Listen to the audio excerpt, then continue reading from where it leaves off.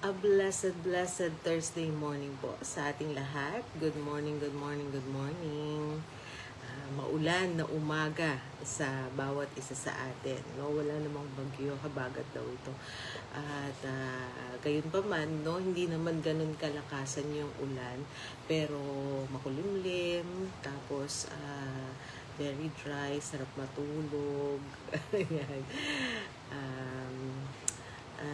I hope na ang bawat isa ay safe naman at malayo sa anumang mga sakit, sakuna.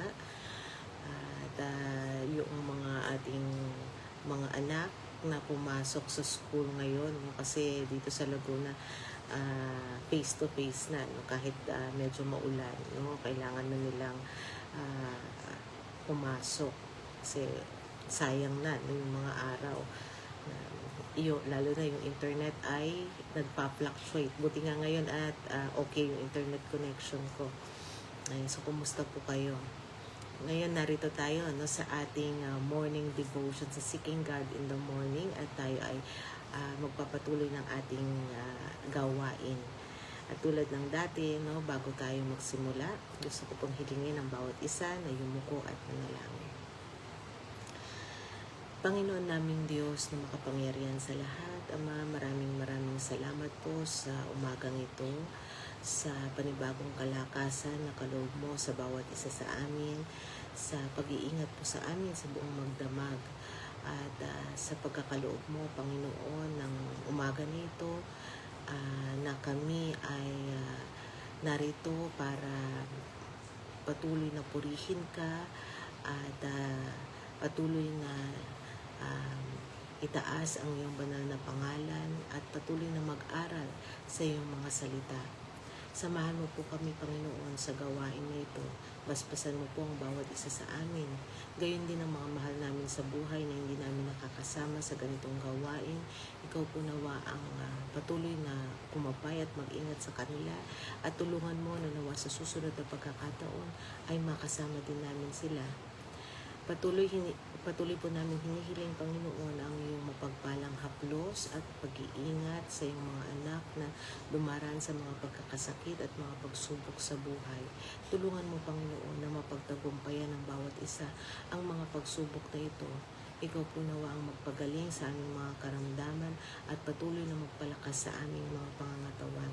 At Ama, patuloy mo pong linisin ang aming puso't isipan at patawarin mo po kami, Panginoon, sa aming mga nagagawang kasalanan. At muli ang lahat ng ito'y dalangin namin sa matamis na pangalan ng Jesus. Amen. Amen.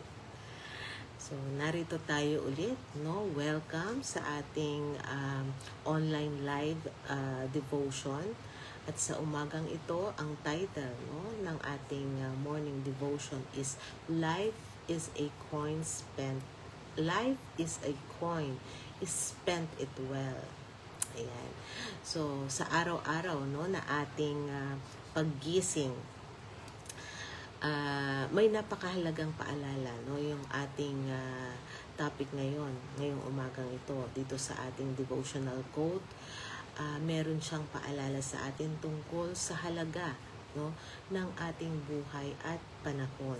Ang ating devotional quote sa umagang ito ay, life is a coin, you can spend it any way you wish, but you can only spend it at once. Amen. Tulad ng isang barya, na nakadepende sa atin kung saan at paano natin gagamitin ang ating buhay. Pero hindi natin pwedeng ulitin o bawiin ang oras na lumipas na. Once it's spent, it's gone.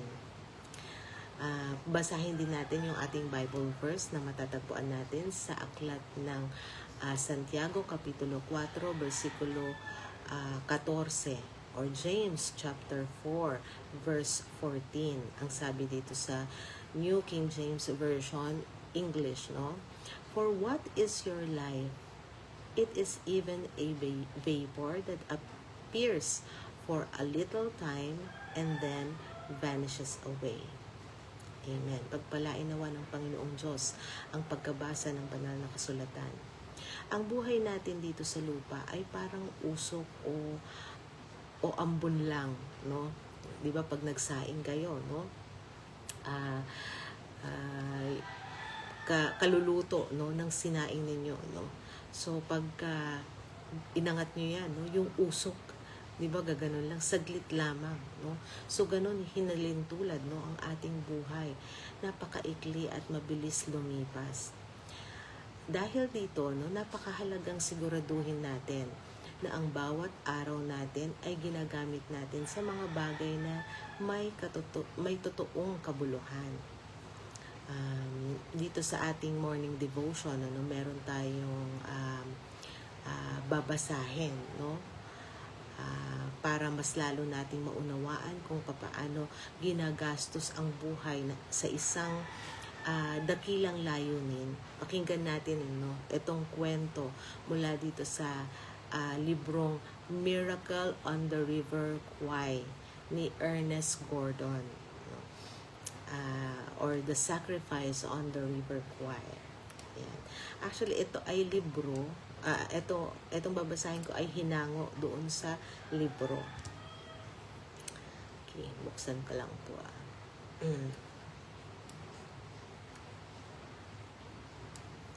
Yan.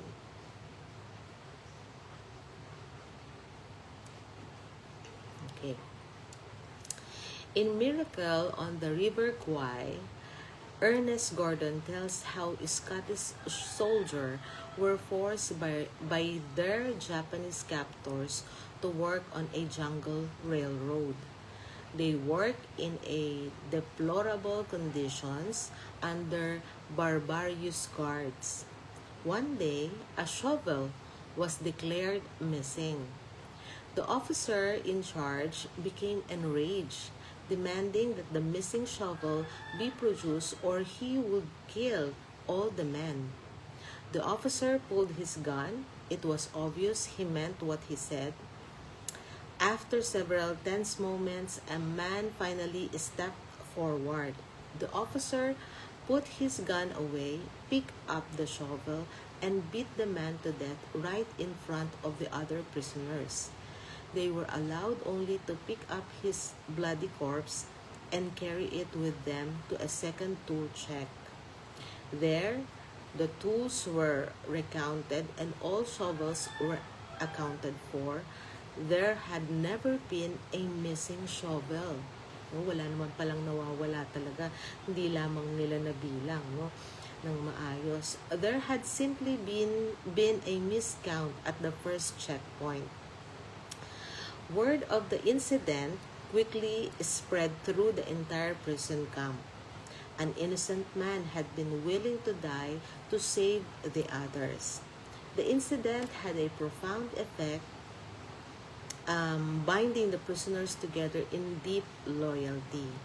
It was that loyalty, in part, that gave the men strength to survive until they were liberated. Personal sacrifice is inspiring to others. It brings hope and encouragement to weary souls. It produces growth and maturity. There is no true leadership without some kind of sacrifice. Amen. Isang Japanese, no, na prison camp, no, sa isang Japanese prison camp noong World War II. Ang mga Scottish soldier ay pinahirapan at pinagtrabaho sa isang jungle railroad sa ilalim ng napakalupit, no, na guard. Napakalupit na mga guard, no. So dito sa binasa natin, no, isang araw pagkatapos ng trabaho, pinalabas ng Japanese officer na may kulang na isang pala, no, o shovel. Sa sobrang galit ng officer, inilabas niya ang kanyang baril, no, at nagbanta. Sabi niya, ilabas ang pala, kung hindi papatayin niya ang lahat ng mga preso. So the ultimate choice, sa gitna ng takot at tensyon, isang sundalo ang tahimik, no, na lumakad, no, pabalik sa harapan. Binaba ng officer yung baril, kumuha ng pala at ginulpi hanggang mamatay, no, yung prisoner, no? Ginulpi ng sundalo sa harap ng kanyang mga kasamahan. So, nagkaroon ng discovery later, no? Nang dalhin, no, ng mga preso yung kanilang labi o ng kanilang tool, no, para i-check doon sa station, muling binilang yung mga gamit. Natuklasan nilang kumpleto pala lahat talaga. No, nagkaroon lang ng maling pagbilang sa unang checkpoint. So, ano ang naging impact nito? Isang walang kasalanang tao ang kusang nag-alay ng kanyang buhay para lang iligtas ang kanyang mga kasamahan. Ang sakripisyong iyon ay nagdala ng matinding pagbabago sa buong prison camp. Nagbuklod ang mga preso, no, sa malalim na katapatan at pagmamahal sa isa't isa. At yun ay nagbigay sa kanila, no, ng pagkakaisa, no. At ito rin ang nagbigay sa kanila ng lakas, no, para makaligtas sila hanggang sila ay mapalayo, no. Kumbaga ito yung naging ano sila doon, kumbaga doon nag-alab, no, yung kanilang mga damdamin. So dito sa ating binasa, no, the key takeaway, no, for leaders today: there is no true leadership without sacrifice. Ang tunay na pamumuno ay hindi tungkol sa sariling kapakinabangan, kundi sa kahandaang maglingkod at mag-alay ng oras, pagod at sarili para sa iba. Nakita natin ang ating Panginoong Jesus, no, sa siya ang Panginoon, siya ang may-ari ng lahat. Gayunpaman sa kanyang pag-ibig para sa atin, no, inalay niya yung kanyang buhay para tayo ay magkaroon ng pag-asa ng buhay ng walang hanggan. So, personal sacrifice inspires others.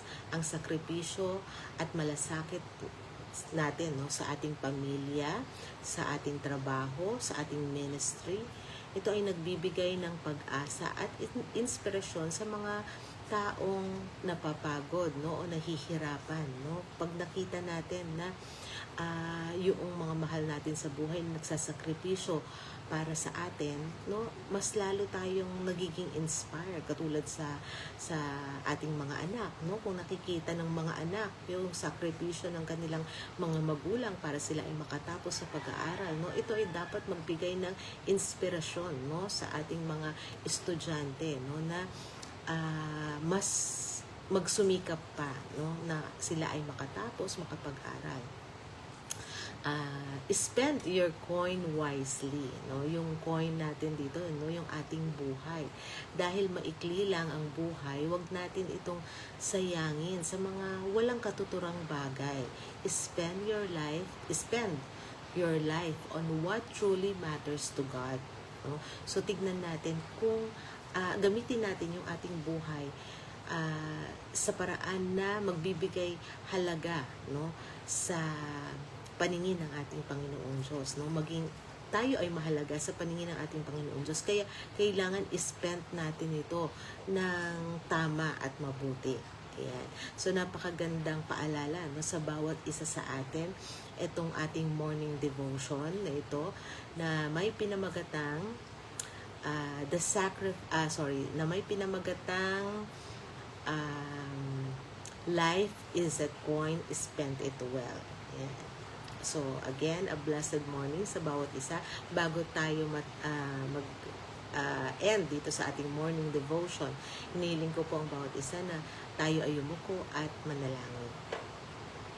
Panginoon naming Diyos na makapangyarihan sa lahat, Ama, maraming salamat sa napakagandang pag-aaral na ito na aming natutunan sa umagang ito. Maraming salamat, Panginoon, sa buhay na kaloob mo sa bawat isa sa amin. Maraming salamat at kami ay laging may pagkakataon, Panginoon, para gumawa ng mabuti at gamitin ang aming buhay ng tama. Tulungan mo, Panginoon, na ang bawat isa sa amin, Panginoon, ay magamit ito sa ikalalwalhati ng iyong banal na pangalan.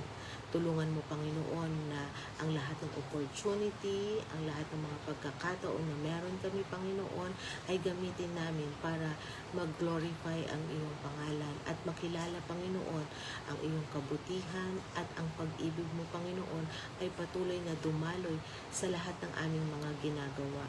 Tulungan mo, Panginoon, na ang bawat isa ay patuloy na magkaroon ng kalakasan, karunungan at kakayahan, Panginoon, na gumawa ng mabuti para sa aming kapwa. At Ama, patuloy mo pong gawin kaming karapat-dapat sa napakadami mo pong biyaya at pagpapala sa amin. At muli ang lahat ng ito'y dalangin namin sa matamis na pangalan ni Jesus. Amen. Amen. A blessed morning po sa bawat isa. A blessed morning kay Sektere at gayon din kay Margaret. Ayan, good morning sa inyo. And again, see you tomorrow sa ating weekend, no? Weekend na pala bukas, Friday na, no? So, bago tayo magsimula ng ating gawain bukas, no? See you again. And later, meron din tayong evening devotion sa pangunguna ni Brother Junel. Ayan. Again, thank you so much. To God be all the glory. Take care and God bless. Ay, hello. Hello kay Ading Shirley. Ayan, hello sa iyo at sorry late na yung ating hindi ko pa na-post. Ayan. So replay na lang. Panoorin mo na lang replay.